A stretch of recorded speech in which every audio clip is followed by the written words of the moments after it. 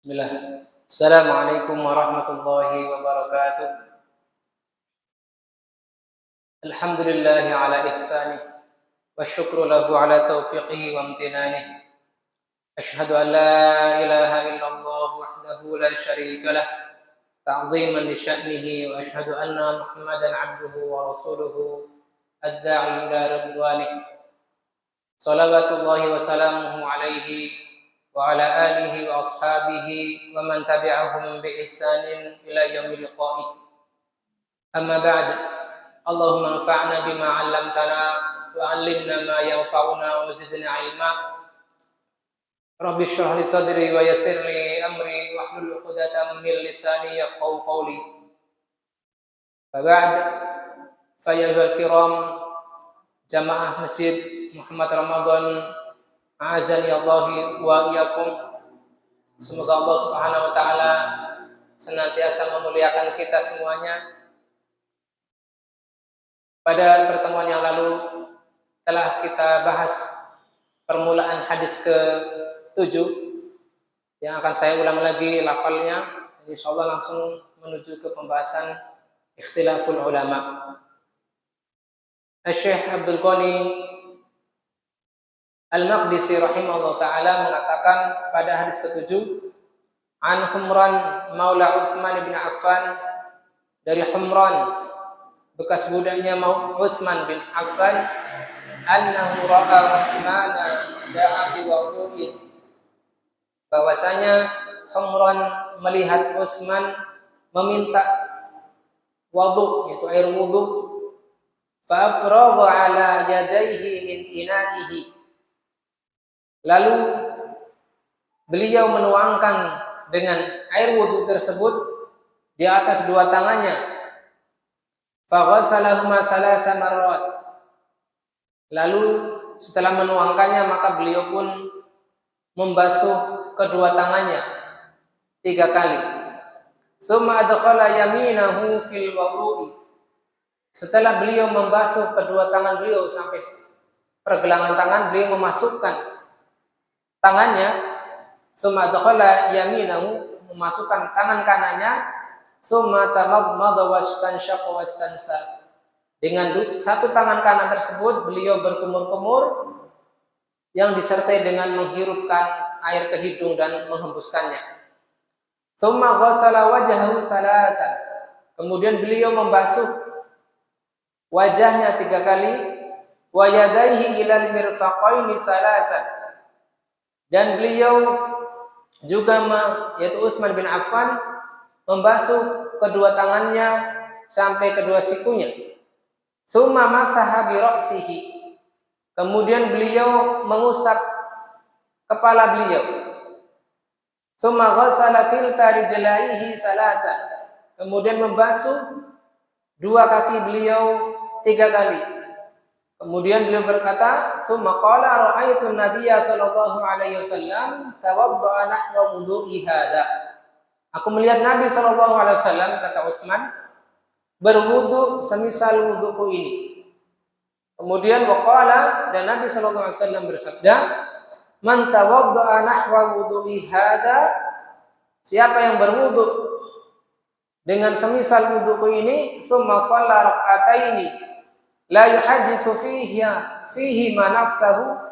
Kemudian setelah wudu seperti wuduku ini lalu salat 2 rakaat yang dia tidak berbicara dengan dirinya pada 2 rakaat tersebut, ghafarallahu lahu ma taqaddama min dzambi. Niscaya Allah Subhanahu wa taala akan mengampuni apa yang telah berlalu dari dosa-dosanya. Langsung kita memasuki perbedaan ulama tentang hadis ini, ikhtilaful ulama. Kata Syekh Abdullah bin Abdurrahman Al-Bassam rahimahullah ta'ala, dhahaba al-a'immatu, para a'immatul madzhab berpendapat, di antara mereka adalah Abu Hanifah wa Malikun wa Syafi'i wa Sufyan wa ghairuhum. Di antara mereka ada Abu Hanifah, Malik, Asy-Syafi'i, Sufyan Ats-Tsauri wa ghairun, dan selain mereka, ila anna al-istinsyaqa mustahabbun fil wudu'i la wajib. bahwasanya menghirup air ke hidung, memasukkan air ke rongga hidung adalah hanya mustahab, tidak wajib. Wal masyhur 'inda al-Imam Ahmad al-wujubu. Adapun yang terkenal dari pendapat Imam Ahmad, beliau berpendapat bahwasanya memasukkan air ke hidung, menghirupkan air ke hidung adalah wajib. Fala yahsihul wudu'u bidunihi. Sehingga apabila mengikuti pendapat Imam Ahmad, tidak sah wudu tanpa menghirupkan air ke hidung. Wa huwa madhhabu Ibnu Abi Laila wa Ishaq wa ghairihima. Dan ini juga madhabnya atau pendapatnya Ibnu Abi Laila, Ishaq dan selain keduanya. Lalu Syekh Abdullah menjelaskan pendalilannya. Istadallal awwaluna ala qaulihim bihadisi 'ashrun min sunanil mursalin. Pendapat pertama yang mengatakan bahwasanya menghirup hidung dan menghembuskannya adalah mustahab atau sunnah, mereka berdalil dengan hadis 'ashrun min sunanil mursalin, 10 dari sunnah-sunnah para rasul. Wa minha al-istansyaq. Di antara sunnah-sunnah tersebut adalah menghirup air ke hidung.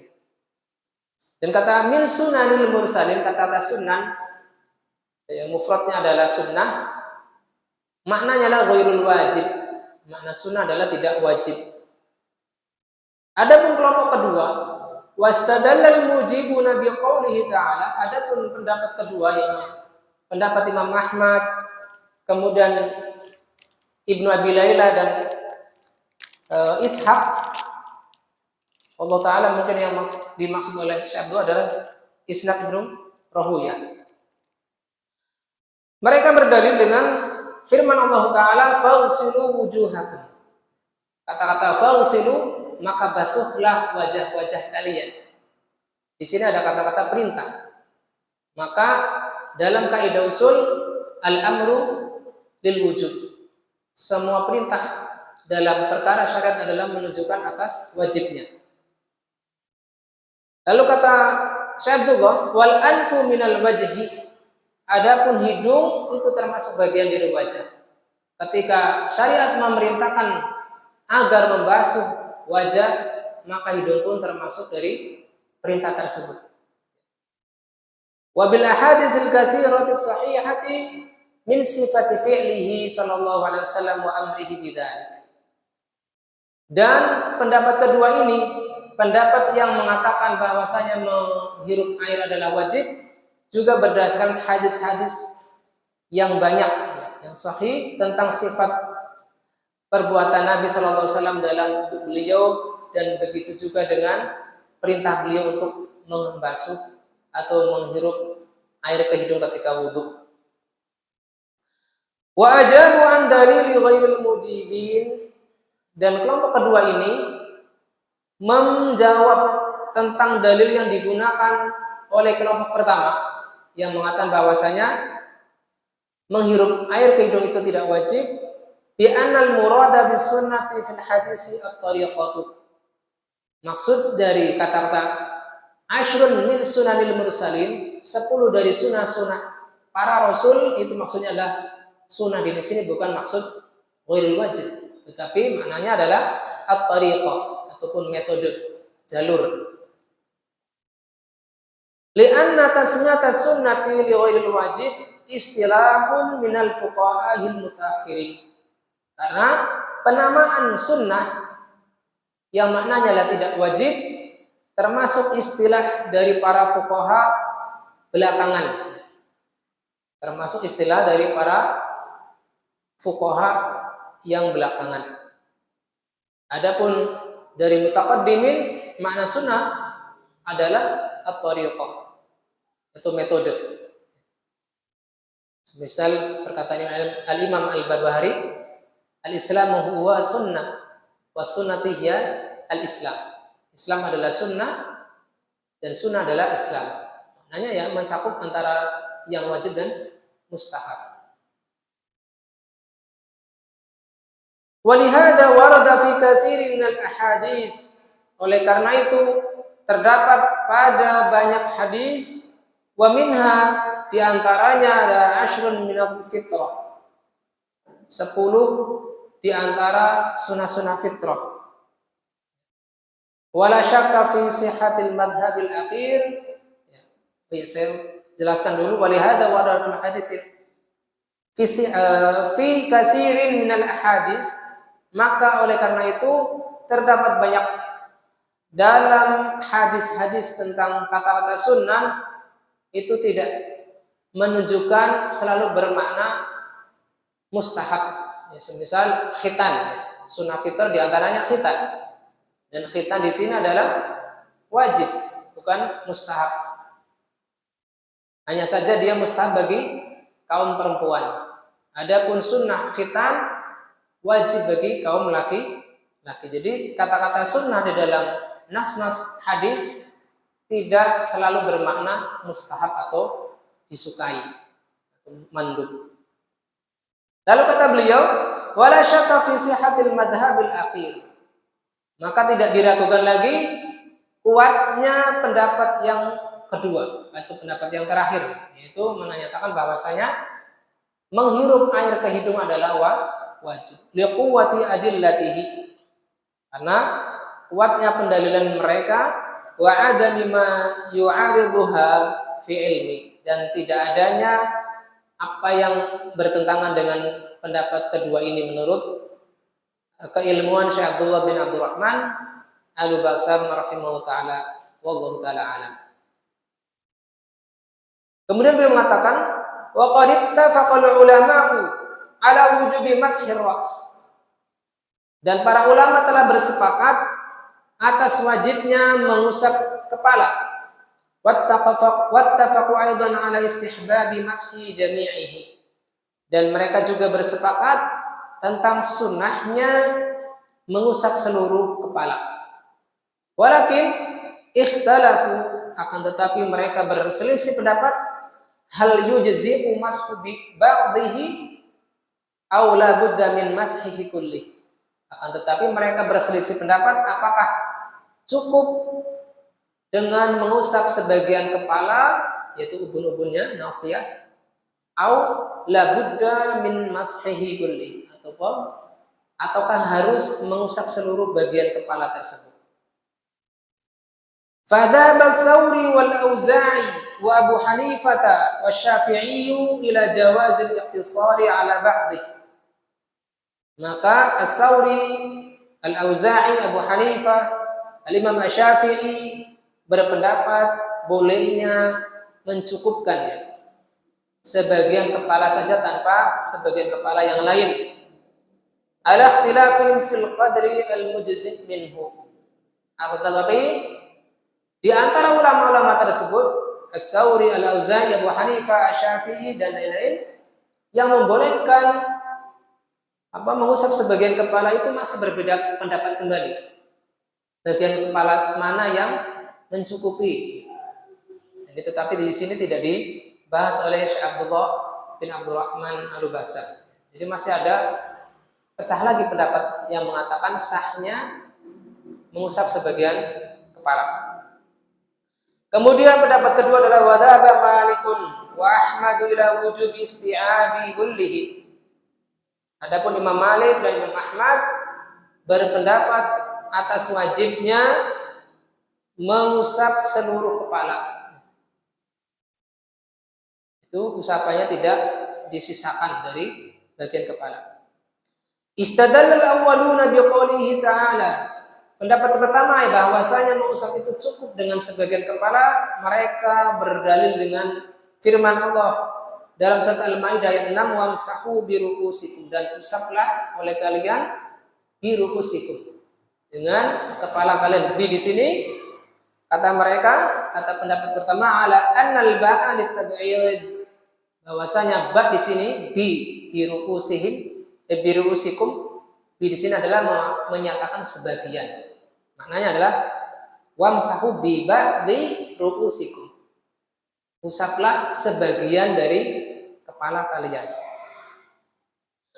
Wa bima rawahu Muslimun, dan berdasarkan hadis yang diriwayatkan oleh Imam Muslim, Anil Mughirati dari sahabat Mughirah dengan lafaz annahu sallallahu alaihi wasallam bahwasanya Nabi sallallahu alaihi wasallam tawaddaa famasaha bi nasiyatihi.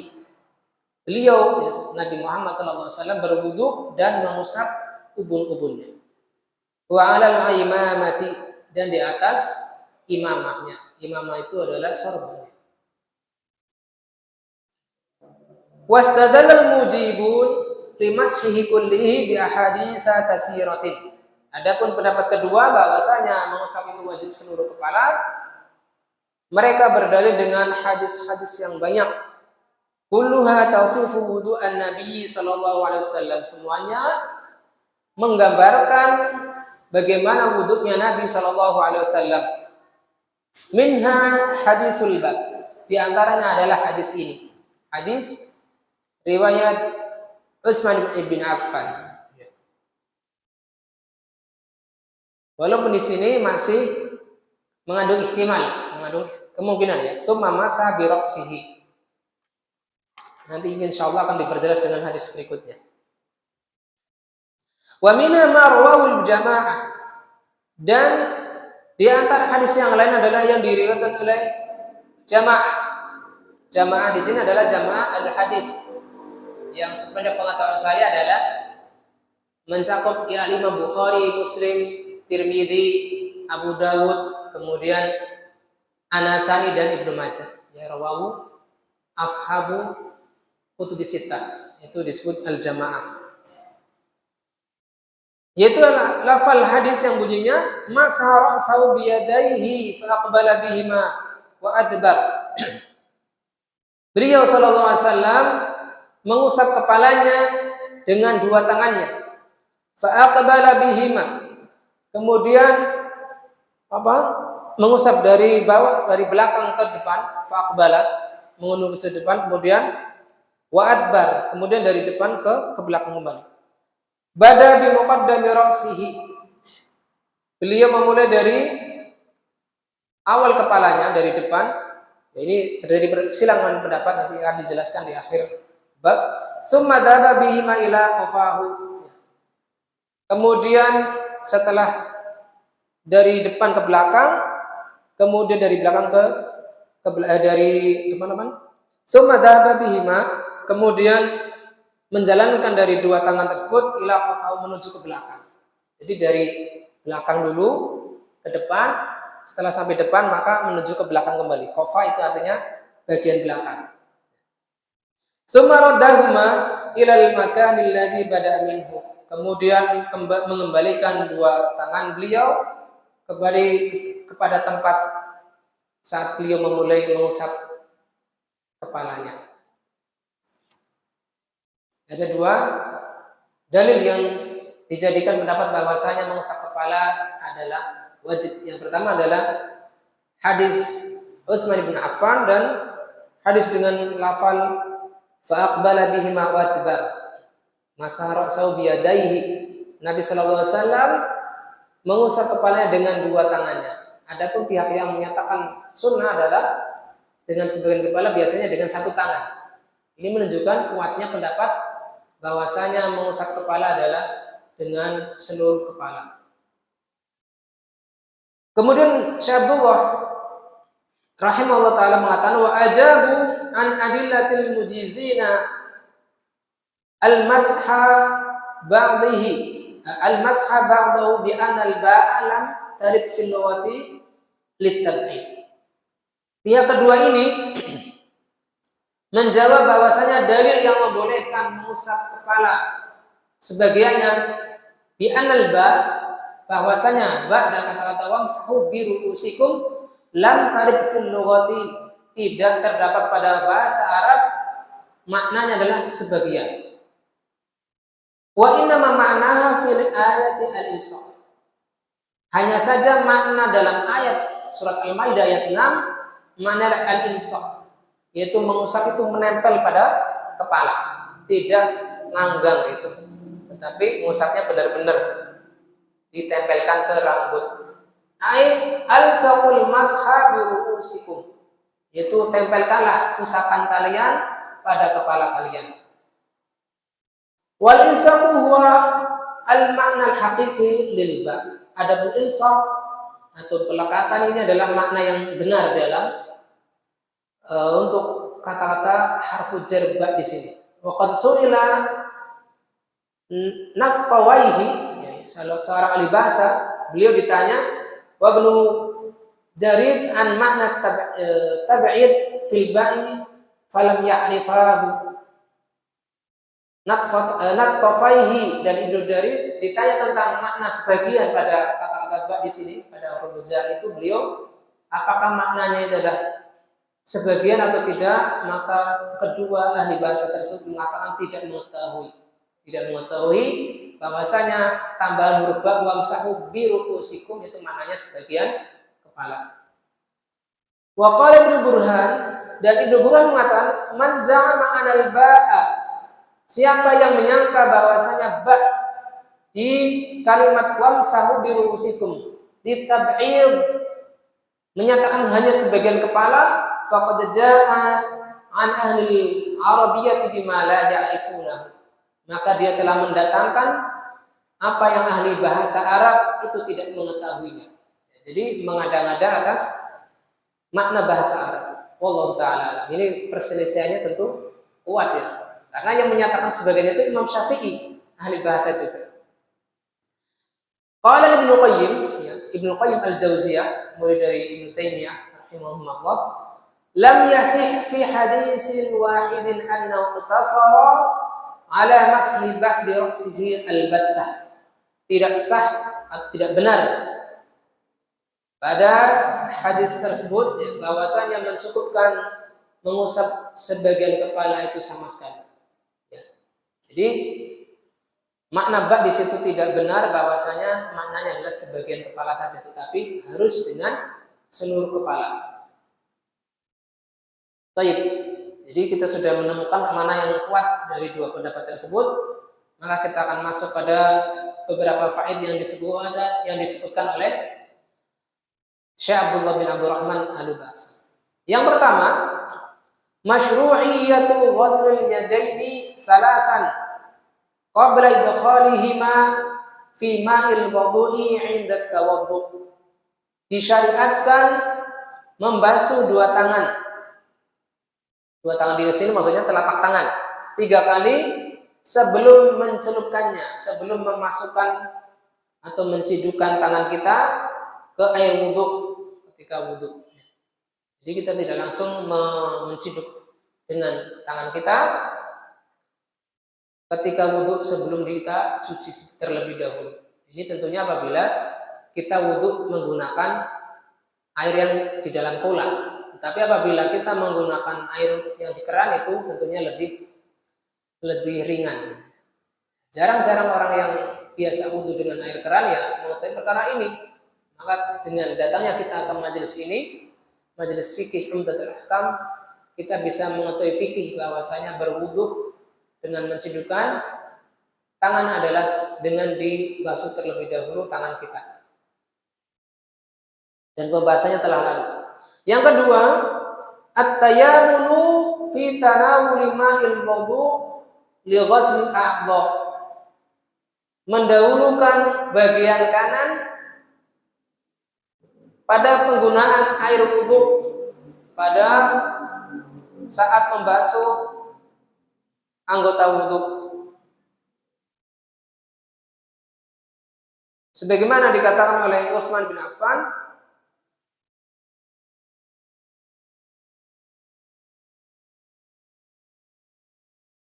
ya, tidak disebutkan di sini. Nanti insya Allah kita akan bahas pada hadis berikutnya. Jadi ini ada tambahan faidah dari Syekh Abdullah sebelum menyebutkan lafal hadisnya. Yang ketiga, masyru'iyatut tamadmud, disyariatkannya berkumur-kumur, wal istinsyaq, dan menghirupkan air ke hidung, wal istinsar ala hada tartib, menghirupkan air dan menghembuskannya dengan urutan ini. Wala khilafa fi masyru'iyyatihima, dan tidak ada perbedaan pendapat tentang disyariatkan keduanya, yaitu antara istinsyaq dan ikhtisar.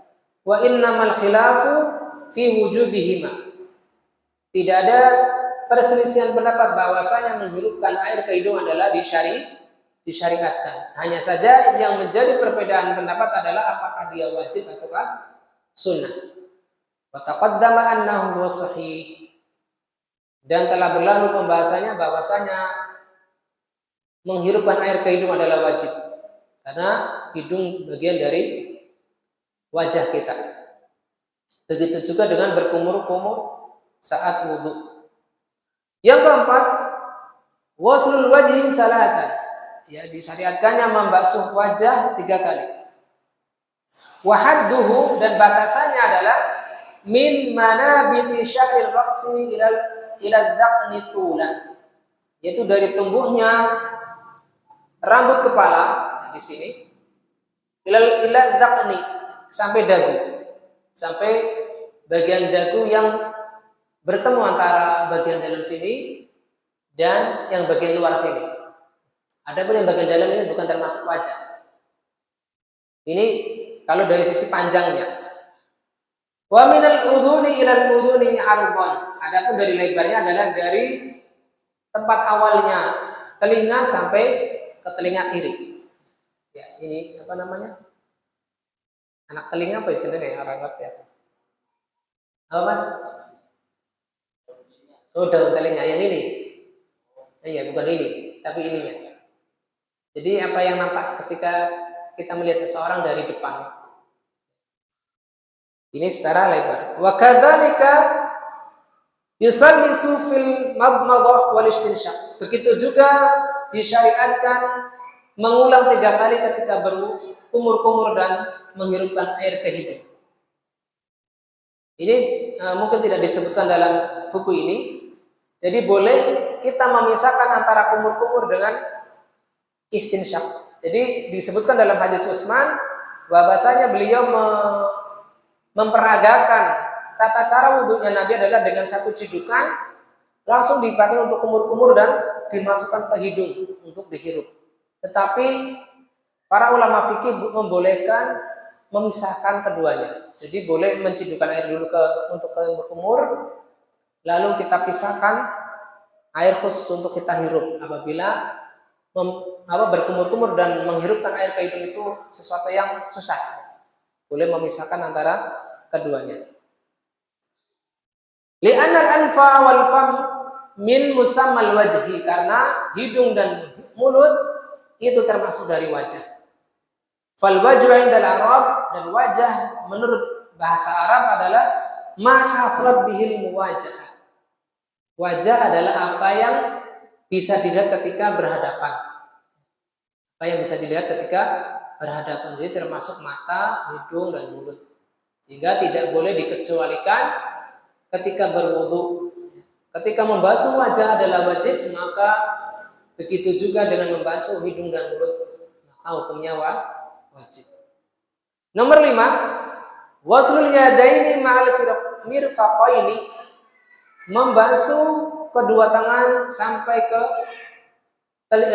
ke siku 3 kali. Yang keenam, mashu jami' ra'si marratan wahidatan, mengusap seluruh kepala 1 kali.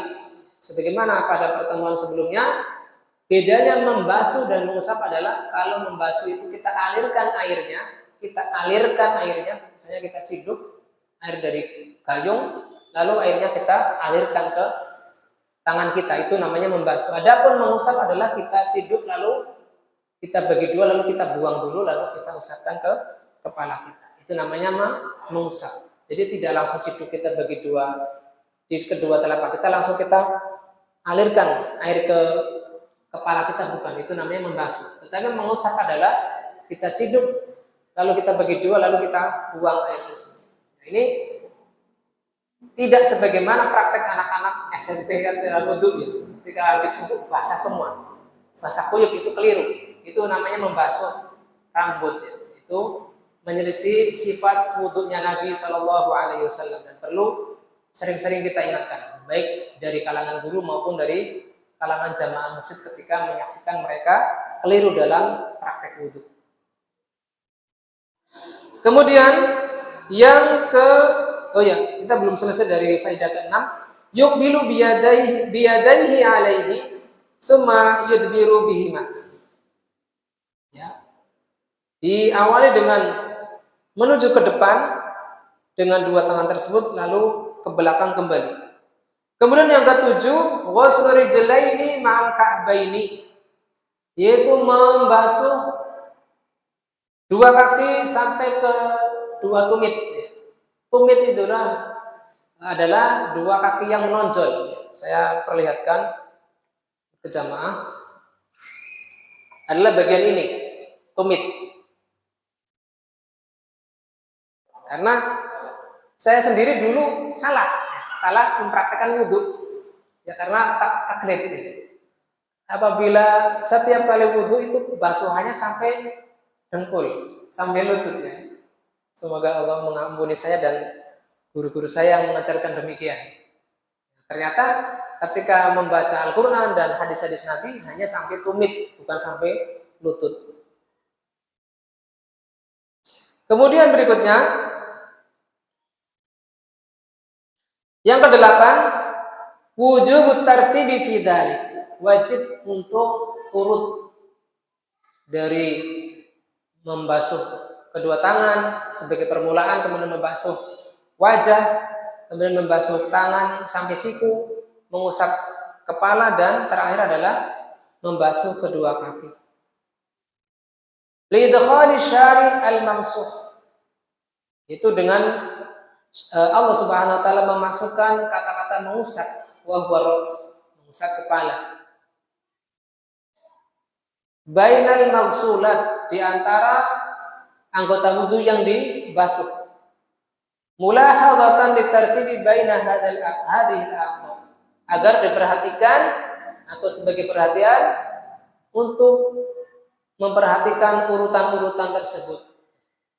Sebelum mengusap kepala adalah membasuh wajah dan kedua tangan sampai siku, dan setelah membasuh kepala adalah gerakan terakhir, yaitu membasuh kedua kaki, agar jangan sampai keliru urutannya.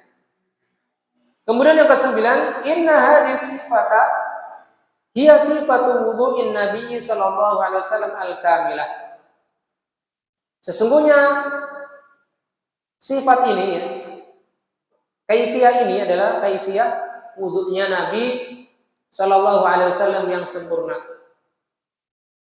Kemudian yang ke-10, masyru'iyatus salati ba'dal wudu', disyariatkannya salat setelah wudu. Baik itu kita mau salat sunnah qabliyah isya mungkin, atau qabliyah subuh, atau salat sunnah tahiyatul masjid, atau salat sunnah mutlak yang tidak ada kaitannya dengan sebab-sebab tertentu. Sebagaimana sabda Nabi sallallahu alaihi wasallam yang diriwayatkan oleh Utsman bin Affan, man tawadda'a nahwa wudu'i hada thumma shalla raka'atain. Barang siapa berwudu dengan wudu ini kemudian salat dengan 2 rakaat, lam yuhaddis bainahuma nafsahu ghafarallahu ma taqaddama min dzambi. Lalu dia tidak berbicara dengan dirinya sendiri, maksudnya tidak mengikuti lintasan-lintasan hati tentang perkara dunia, maka Allah Subhanahu wa taala akan mengampuni apa yang telah berlalu dari dosa-dosanya. Kemudian yang ke-11, inna sababa tamamis salati wa kamaliha, sesungguhnya sebab sempurnanya salat dan sempurnanya, lengkapnya salat adalah hudurul qalbi baina yadayillahi ta'ala, itu hadirnya hati kita memikirkan apa yang kita baca dari salat kita di hadapan Allah Subhanahu wa taala. Wa fihi targhibu bil ikhlas, maka dengan hal tersebut ada motivasi, ada dorongan agar kita bersikap ikhlas. Wa tahdhiru min adami qabulis shalah, dan waspada dari tidak diterimanya salat kita. Mimman laha fiha bi umurid dunya, karena dengan sebab kita tersibukkan hati kita ketika sholat dengan perkara-perkara dunia. Wa man tarat alaihi khawatirud dunyawiyah, maka siapa yang masuk pada hatinya dari lintasan-lintasan pikiran duniawi, wa huwa fi shalah, dalam keadaan dia salat, fataradaha, maka dia hendaknya berusaha mengusirnya, membersihkan hatinya kembali, mengosongkan hatinya kembali untuk hanya Allah Subhanahu wa taala yang ia pikirkan dan apa yang dia baca di dalam salatnya. Yurja lahu husulu hadzal thawab, yang dengan mengharapkan diterimanya amal atau sampainya pahala yang dia kerjakan dari salatnya. Mungkin ini saja yang bisa kita bawakan. Kita sela dulu dengan adzan Isya. Wassallallahu ala nabiyyina Muhammadin wa ala alihi wa ashabihi wa man tabi'ahum bi ihsan ila yaumiddin. Wa akhiru da'wana alhamdulillahirabbil alamin. Assalamualaikum warahmatullahi wabarakatuh.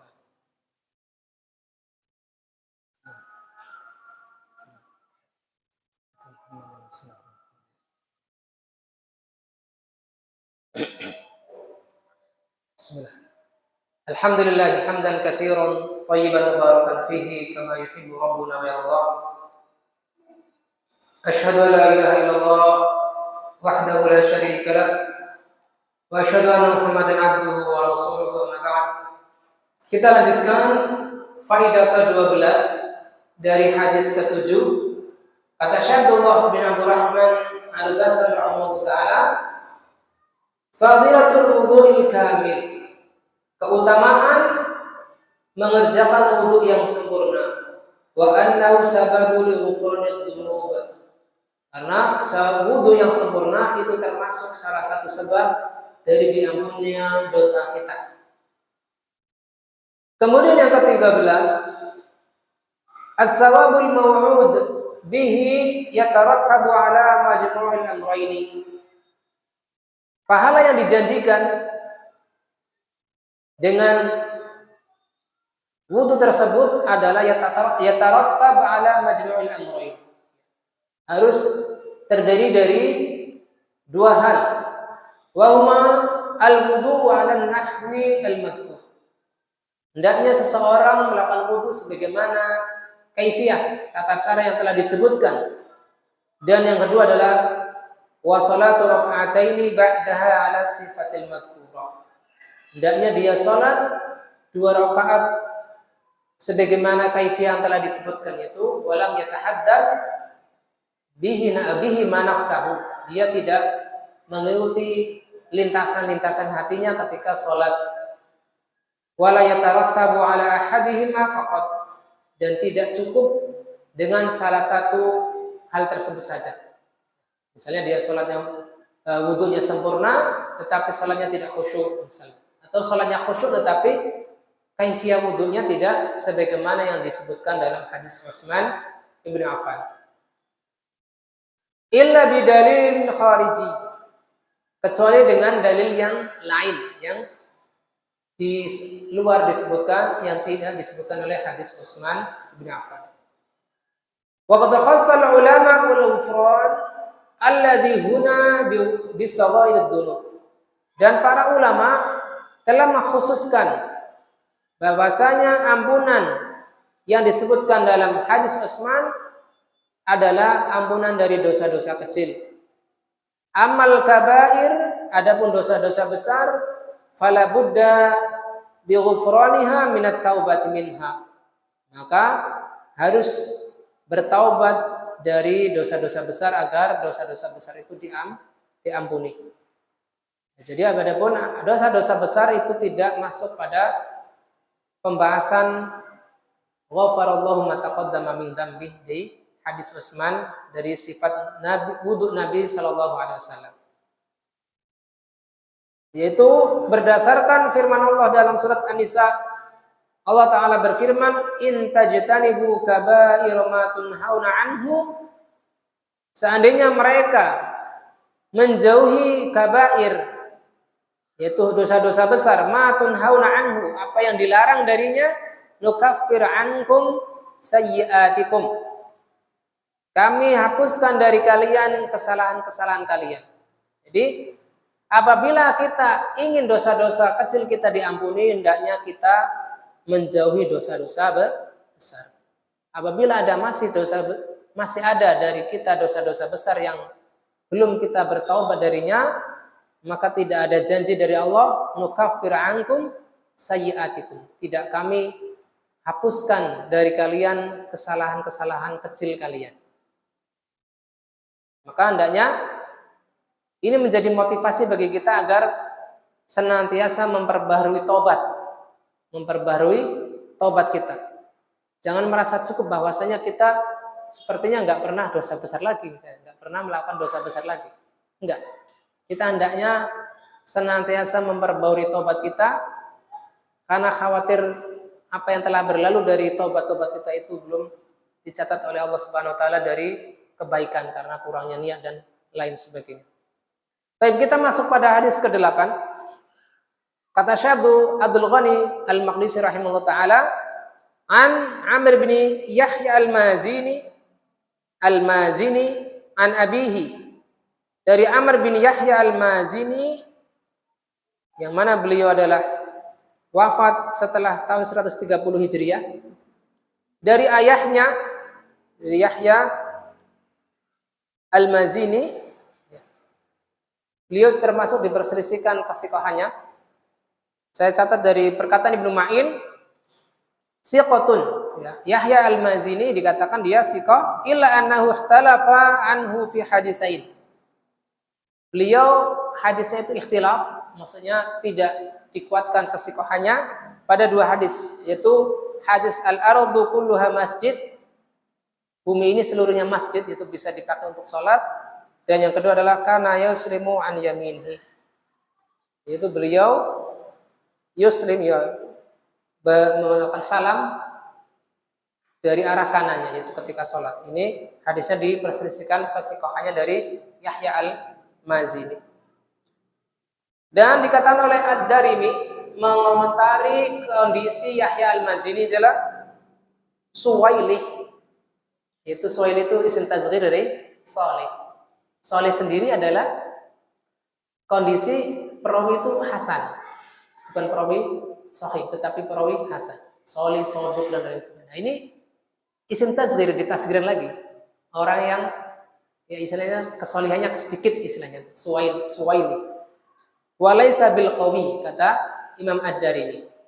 Bukan termasuk perawi yang kuat. Ala kulli hal, kita lanjutkan.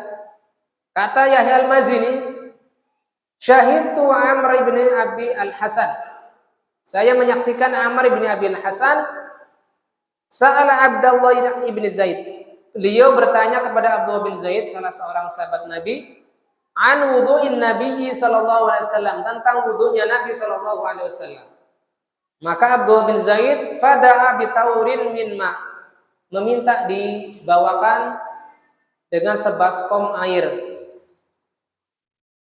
Maka ini juga menjadi dalil ya, bahwasanya ketika kita ingin berwudu dengan cara mencadupkan tangan kita ke dalam air tersebut, bukan dengan gayung, itu tidak harus dengan satu atau dua kula, harus banyak sekali dengan kula yang biasa dibangun oleh tukang bangunan, bukan. Bahkan dengan sebaskom pun bisa.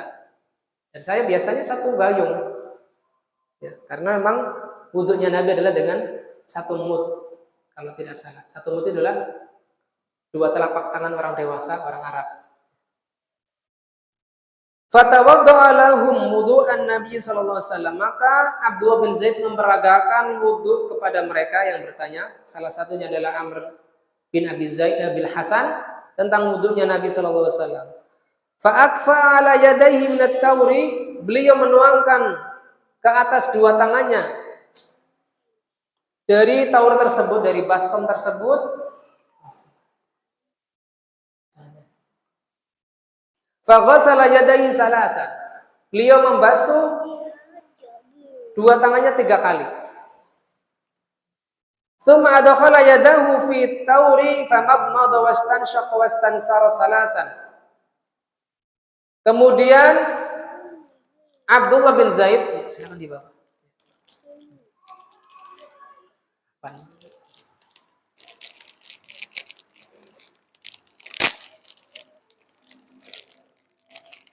Apa saja?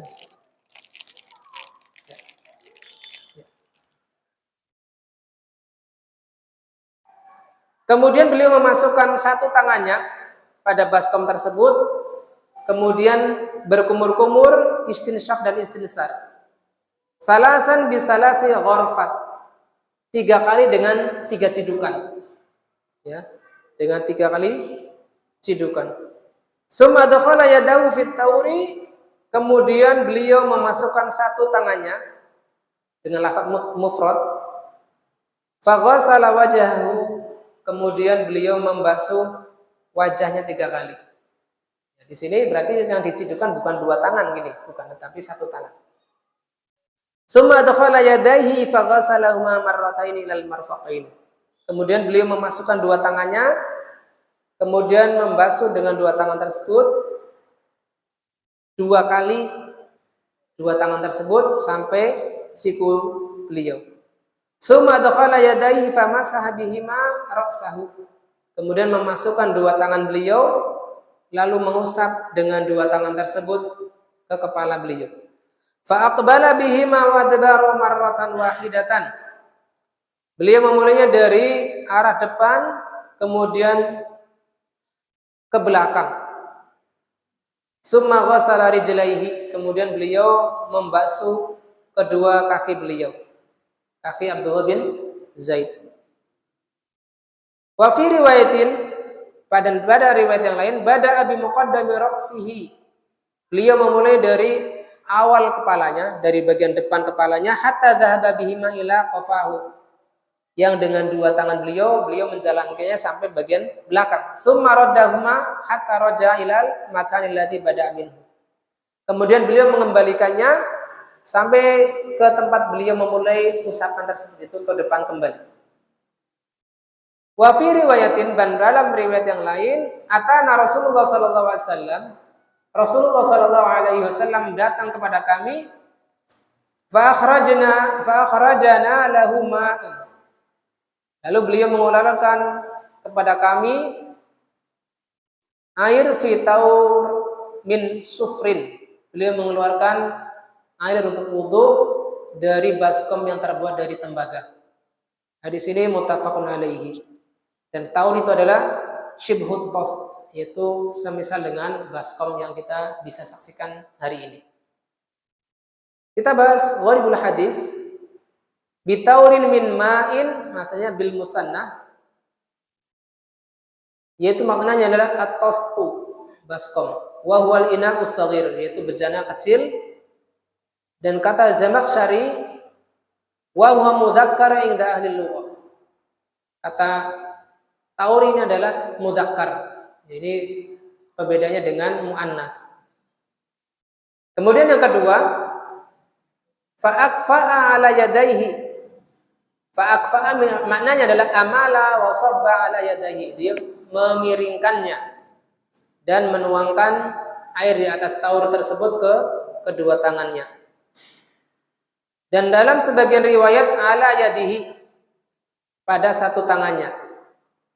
Maka Ibnu Hajar mengomentari riwayat tersebut dengan lafaz mufrad tersebut, tahmilu riwayatul al-ifrad ala iradatil jins.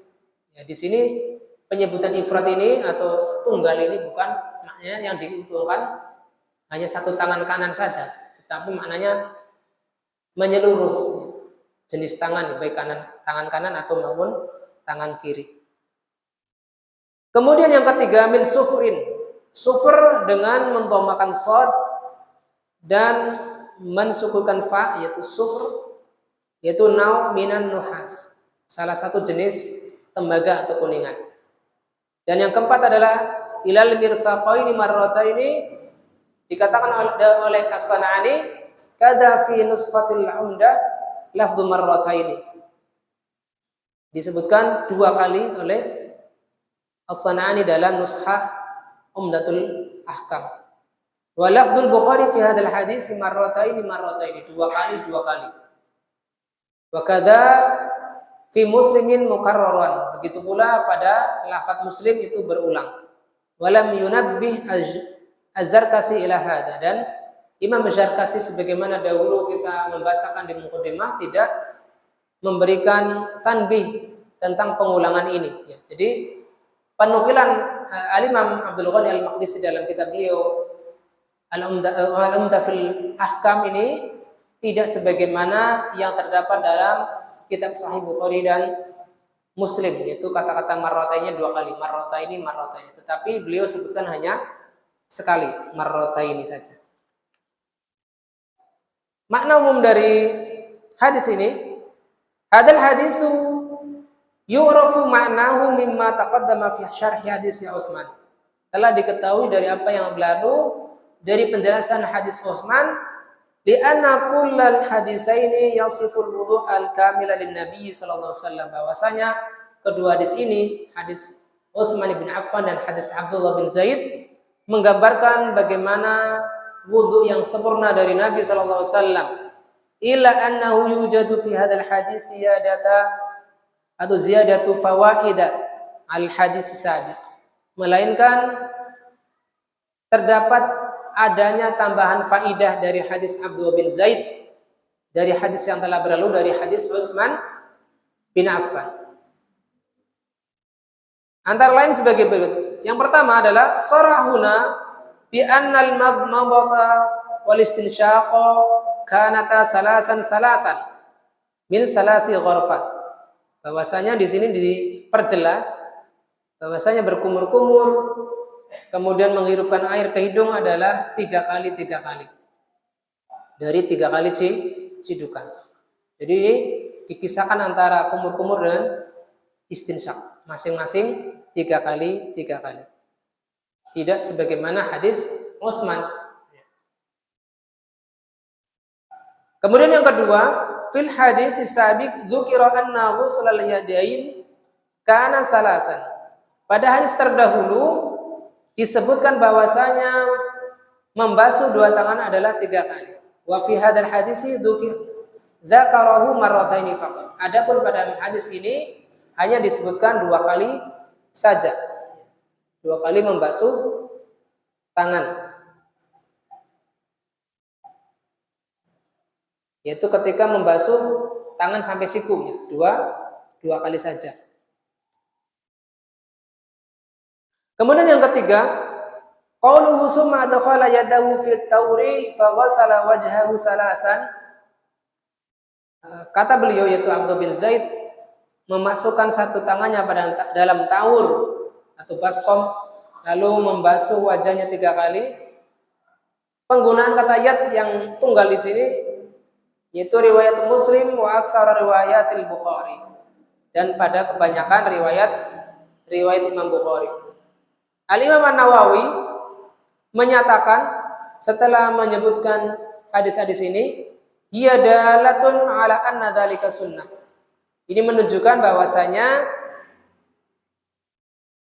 mencaduk air kadang dari 2 tangannya atau kadang dari 1 tangan adalah sunnah. Tidak menunjukkan harus dengan 1 tangan atau dengan 2 tangan. Walakin al-masyhura alladhi qata bil jumhur anna al-mustahabba akhdul ma'i lil wajhi bil yadaini jami'an. Akan tetapi yang terkenal yang ditetapkan oleh jumhur ulama, yang mustahab adalah mengambil air dengan 2 tangan untuk wajah. Likaunihi ashalu aqrab ilal isbagh. Karena dengan mencaduk dengan 2 tangan itu lebih sempurna, ya. Lebih banyak bagian wajah yang nanti yang terkena air apabila kita menciduknya dengan 2 tangan. Kemudian yang keempat, qala fil hadis sabiq, yaitu Utsman bin Affan mengatakan dalam hadis sebelumnya, hadis ke-7, summa masaha bi ra'sihi, yaitu beliau kemudian mengusap dengan kepalanya. Wa hadza ta'biru yumkinu ta'wiluhu bi ba'dhi ra'si. Kata-kata summa masaha bi ra'sihi ini, ungkapan ini bisa ditakwil apakah dengan semua kepala ataukah dengan sebagian kepala. Sebagaimana juga ditakwilkan ayat wamsahu bi ru'usikum dengan cara yang sama, yaitu bi di sini bisa ditakwilkan oleh sebagian ulama bahwasanya adalah yang diusap adalah sebagian kepala, yaitu nasiyah, ubun-ubun. Wa fi hadzal hadis saraha bi mashihi kulli. Adapun dalam hadis Abdullah bin Zaid ini disebutkan adalah yang diusap adalah seluruh kepala, bukan sebagian kepala. Wa fassala kaifiyatal mashi. Abdullah bin Zaid ini memperjelas atau merinci tata cara mengusapnya, yaitu apa? Aqbala bi yadahi wa adbara bihima. Itu dengan menggerakkan kedua tangan dari awal kepala ke arah belakang. Wa syar'u yubayyinu ba'dahu ba'dan. Adapun syariat ini menjelaskan satu dengan yang lainnya. Satu dijelaskan secara mujmal dan lafal lain menjelaskan secara tafsil. Sehingga yang tafsil ini adalah lebih layak untuk diterima untuk sebagai penjelas, sebagai penafsir lafal-lafal yang sifatnya mujmal. Fadalla ala wujubi mashihi kullihi kama taqaddam. Dan ini menunjukkan atas wajibnya mengusap seluruh kepala sebagaimana telah berlalu penjelasannya. Dan yang kelima, fil hadisaini dalam dua hadis ini yadhkuru 'indal madmadha wa istinsyaq annahu yudkhilu yadan wahidatan. Disebutkan ketika berkumur-kumur dan istinsyaq adalah dengan memasukkan satu tangan. Ya, pada hadis sebelumnya tentunya. Wa fi hadzal hadisi dzukira annahu adkhala yadayhi 'inda ghuslihima. Pada hadis Abdullah bin Zaid disebutkan Abdullah bin Zaid memasukkan dua tangannya ketika berkumur-kumur. Ya, jadi dengan begini. Jadi boleh dengan satu tangan dan boleh dengan dua tangan. Wa masarasa biyadaihi aqbala wa bihima, dan ada keterangan mengusap kepala dengan dua tangan, bukan dengan satu tangan. Aqbala bihima wa adbara marratan wahidatan. Ya, dengan cara mengusap dari arah depan ke belakang dan mengembalikannya ke arah depan. Abu Daud mengatakan ahadits sihah kulluha tadullu ala anna mashar ra'si marratan wahidatan. Hadis-hadis sahih ini menunjukkan semuanya bahwasanya mengusap kepala hanya satu kali. Ya, tidak ada sunahnya mengulang usapan kita sampai 3 kali. Inna sabida 'anil Nabi sallallahu alaihi wasallam fil mashi marratan wahidatan. Dan yang sabit dari hadis-hadis Nabi sallallahu alaihi wasallam bahwasanya mengusap kepala hanya satu kali, tidak ada sunahnya mengulang sampai 3 kali, tidak sebagaimana anggota wudhu yang lain yang misalnya mengulang basuhan telapak tangan 3 kali, membasuh tangan sampai siku 3 kali dan seterusnya. Tetapi berdasarkan hadis Abdullah bin Zaid dan Utsman bin Affan menunjukkan bahwasanya mengusap kepala hanya cukup satu kali. Fawaid yang keenam adalah al-hadisu sharaha bi ghusl rijlaini. Al-hadis itu maksudnya hadis Utsman bin Affan memperjelas bahwasanya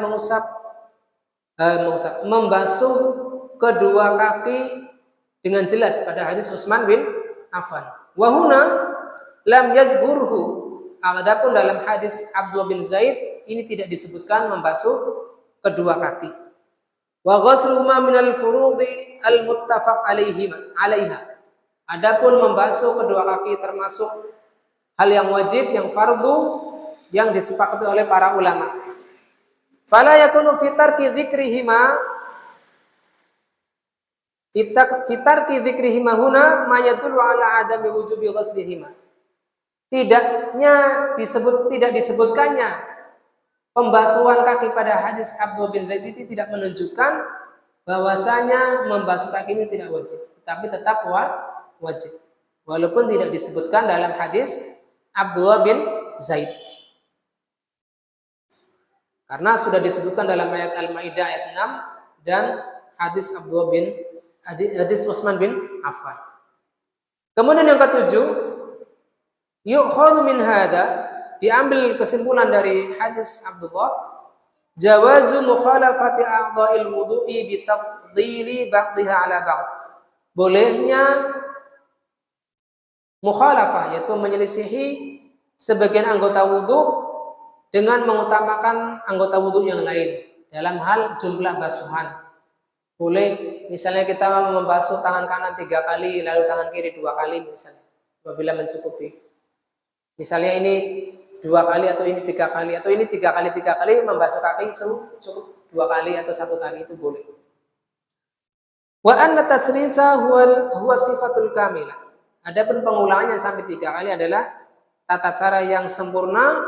Wa madunaha yujzi. Adapun apabila kurang dari 3 kali maka itu mencukupi. Selama dengan 1 kali basuhan itu sudah terbasuh seluruh anggota wudu yang kita lewatkan. Misalnya kita basuh kaki kita cukup sekali, tetapi kita pastikan tidak ada bagian tumit yang masih kering, maka itu mencukupi. Kama sahhat bidzalikal ahadits, sebagaimana telah sahih dari hadis-hadis tersebut. Dan fawaid yang ke-8 atau terakhir dari hadis Abdullah bin Zaid adalah ikhtalafal ulama fil bada'i lil mashi. Para ulama berselisih pendapat dari mana mulai membasuh kepala. Fahiya minal muqaddam ilal muakhir, yaitu dari arah depan menuju ke belakang, menurut Ibnu Daqiq Al-Id dan San'ani. Menurut Ibnu Daqiq Al-Id adalah memulai membasuhnya dari awal kepala, dari depan menuju ke belakang, lalu mengembalikan tangan kita ke depan kembali. Wa famihima ba'duhum, dan sebagian yang lain memahami dari perkataan Nabi sallallahu alaihi wasallam, fa aqbala bihima wa adbar annal masha min muakhir ra'si ila muqaddamihi. Fa aqbal maksudnya adalah menuju ke depan. Ini dipahami oleh sebagian ulama bahwasanya mulai membasuh kepala menurut pendapat kedua ini adalah dengan memulainya dari bagian belakang menuju ke depan, lalu menuju ke belakang lagi. Ini saja yang mungkin kita bawakan malam ini. Melanjutkan hadis ke-7 dan menambah hadis ke-8. Apakah ada tanya jawab, Pak Hafid? Barangkali saya persilakan, barangkali ada yang belum paham. Satu pertanyaan mungkin mengenai dengan tata cara wudhu ini. Apabila tidak ada ya kita. Ada dari jamaah yang mau menanyakan tentang sifat wudhu ini? Atau sudah jelas? Saya rasa sudah jelas, maka kita akhiri majelis fikih ini dengan doa kafaratul majelis. Subhanakallahumma wa bihamdika asyhadu an la ilaha illa anta astaghfiruka wa atubu ilaik. Billahi taufiq wal hidayah. Wa lakum minkum. Wassalamu alaikum warahmatullahi wabarakatuh.